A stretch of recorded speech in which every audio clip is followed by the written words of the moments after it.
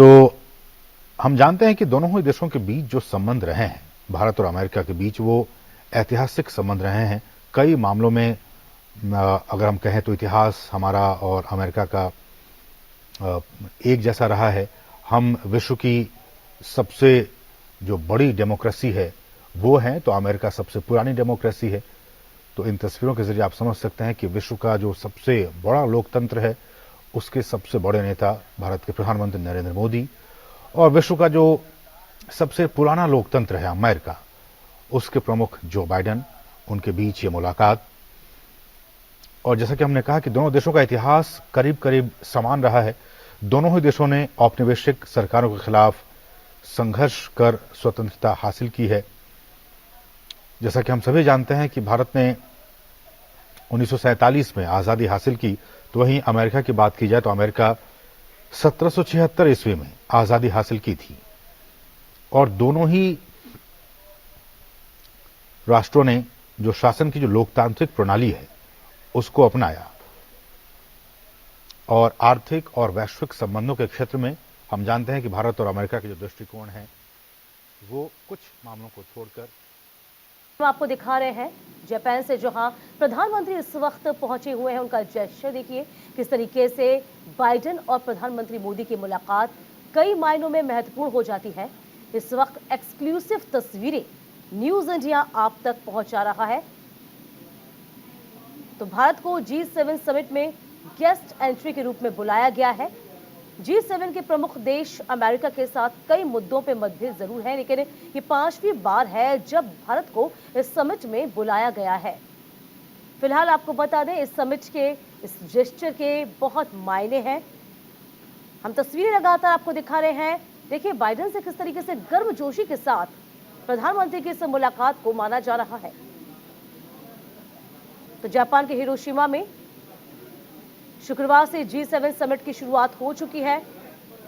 हालांकि आपको ये भी बता दें, ये जानना बेहद जरूरी भी हो जाता है कि भारत G7 का कोई स्थायी सदस्य नहीं है, लेकिन फिर भी कई सालों से लगातार भारत को समिट में गेस्ट के तौर पर बुलाया जा रहा है, जो कि एक तस्दीक करता है कि वैश्विक पटल पर भारत ने अपनी छवि को कितना मजबूत किया है। 2019 के बाद से ये 5वीं बार लगातार है जब भारत को G7 समिट में बुलाया गया हो। हम मुलाकात दिखा रहे हैं आपको, वो तस्वीरें भी दिखा रहे हैं आपको। फिलहाल ये तस्वीरें देखिए जब बाइडेन से मुलाकात और G7 की जो बैठक है इसकी शुरुआत हो गई है।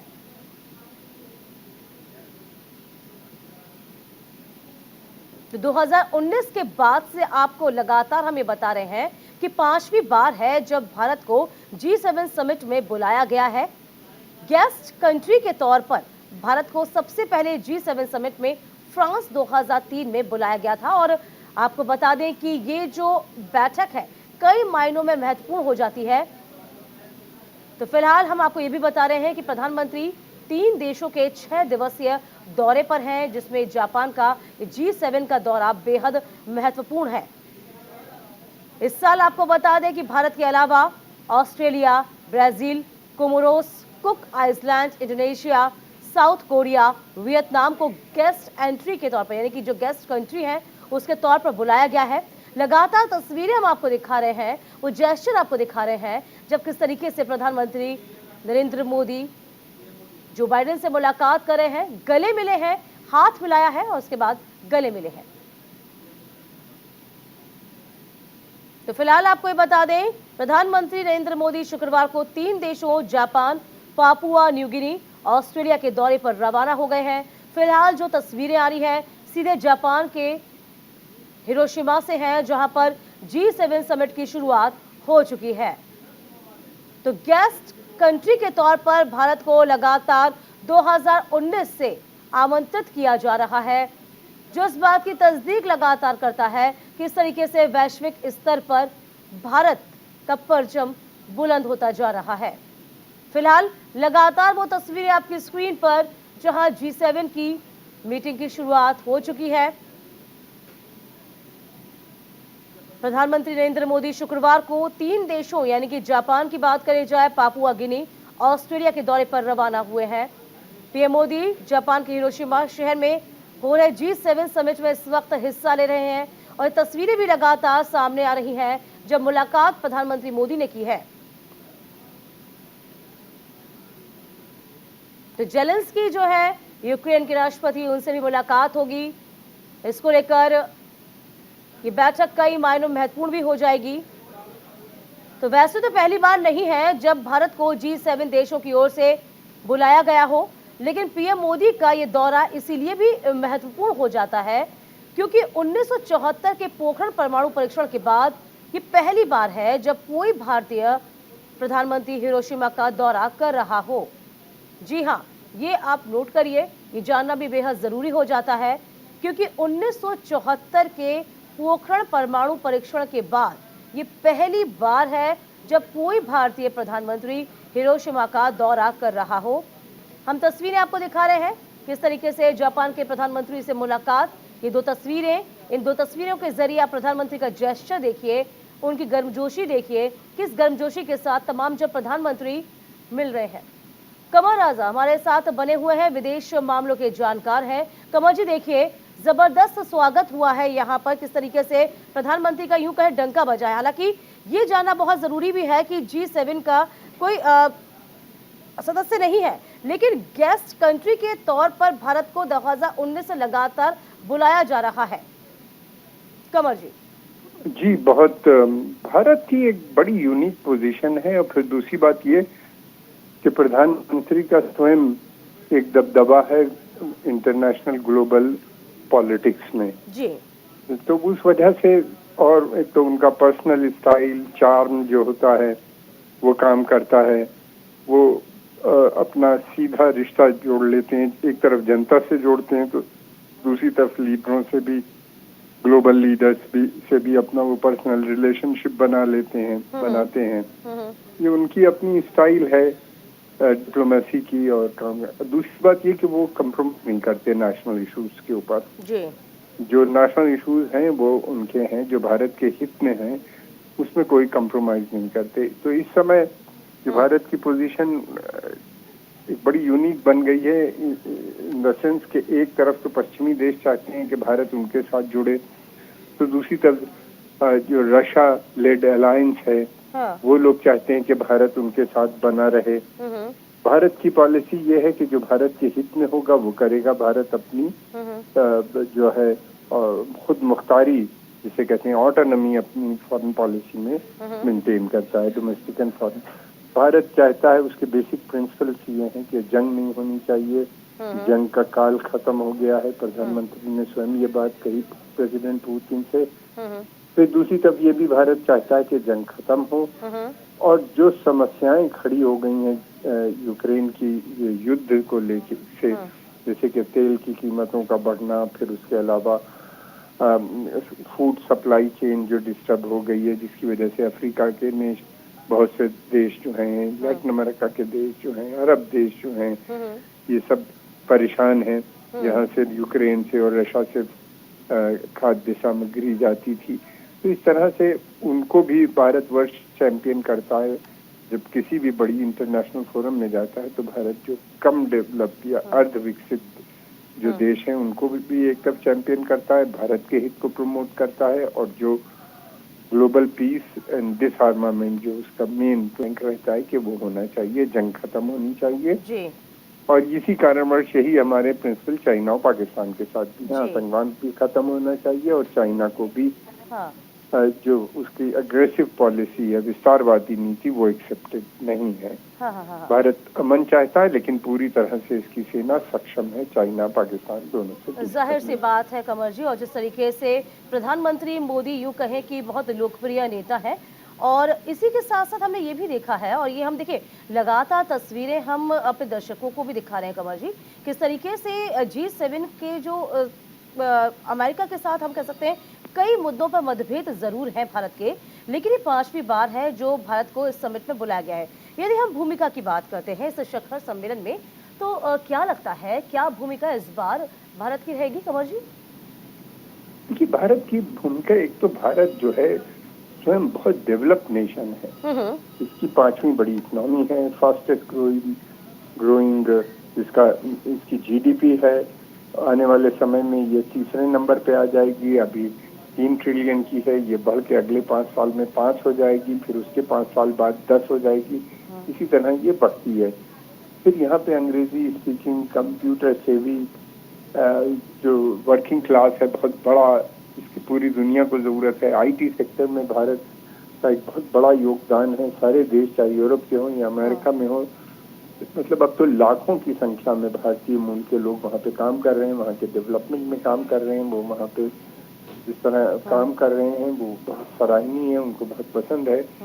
और दूसरी तरफ ये भी है कि हमारे पास जो टेक्नोलॉजीज हमने डेवलप कर ली हैं इस पीरियड में, तो हमारी निर्भरता भी कम हो गई है बड़े देशों के ऊपर। हमारा खुद प्रोग्राम जो है भारत का, वो आत्मनिर्भर भारत बनाने का है। मोदी जी ने ये बात पहले भी कही थी, तो उसकी वजह से सारी चीजें अब यहीं पे डेवलप हो रही हैं।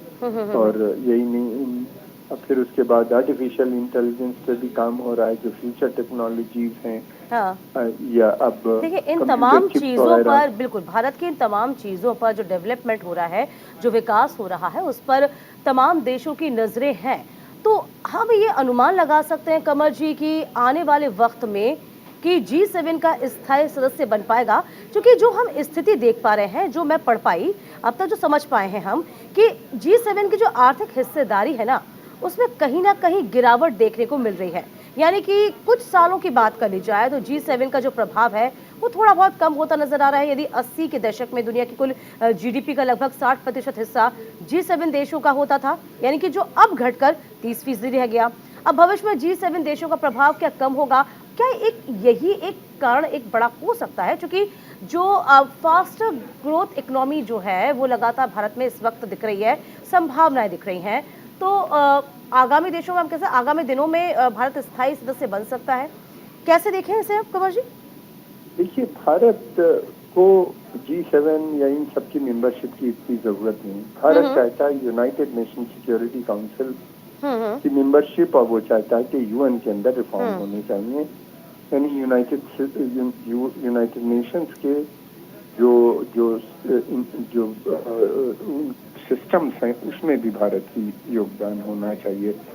और वो भारत ये भी डिमांड कर रहा है कि भारत जो इंटरनेशनल फाइनेंशियल सिस्टम्स है, वर्ल्ड बैंक और IMF, इसमें भी भारत से और दूसरे देशों की साझेदारी होनी चाहिए। दूसरी बात ये है कि देखिए, पश्चिमी देशों का जो वर्चस्व था और जो इनकी 60% आपने जैसा बताया कि भागीदारी थी GDP की, उसका कारण ये था कि उस वक्त उनकी मोनोपोली थी टेक्नोलॉजी पे। वो मोनोपोली अब टेक्नोलॉजी पे उन देशों की नहीं रही है। अब Bharat, Brazil, south Africa, Russia और बहुत से देशों ने नई टेक्नोलॉजी बहुत तेजी से बना दी। चाइना भी एक देश है जिसकी ने भी बहुत टेक्नोलॉजिकल डेवलपमेंट किया। और ये टेक्नोलॉजीज जो है, ये अब वो तो उस तरह की निर्भरता नहीं रही। फिर उसके बाद ये भी है कि जो चीजें भारत को जरूरत है भारत स्वयं बना रहा है, या दूसरे देश भी इस तरह की बात कर रहे हैं।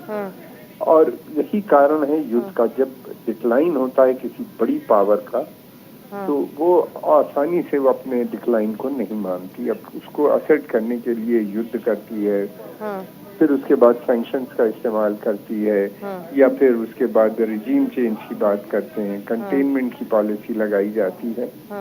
यही कारण है कि जो युद्ध चल रहा है इस वक्त यूक्रेन में, कि भाई रशिया बहुत तेजी से आगे बढ़ रहा है, तो वहाँ पे रशिया को कंटेन करो। फिर उसके बाद भारत को भी कंटेन करो, क्योंकि भारत एक तरफ से इस तरह से बढ़ रहा है, उनके मार्केट शेयर जो है वो भारत ले लेगा। भारत का अच्छे वर्चस्व है, अच्छे संबंध हैं जो लैटिन अमेरिका, अफ्रीका और एशियन देशों के साथ। तो ये बड़ा खराब समय है। इस समय कुछ भी हो सकता है। युद्ध मतलब न्यूक्लियर वॉर भी कभी खतरा बना हुआ है। ये लोग आसानी से नहीं मानेंगे। और ये 1-2 जंग तो लड़ नहीं चुके हैं, first world war, second world war, और इसके अलावा Vietnam, Indo China, Afghanistan, Iraq, पता नहीं कितनी जगहों पे, अफ्रीका में, लीबिया में, सीरिया में, पता नहीं कितनी जगह इनका इन्वॉल्वमेंट रहा है।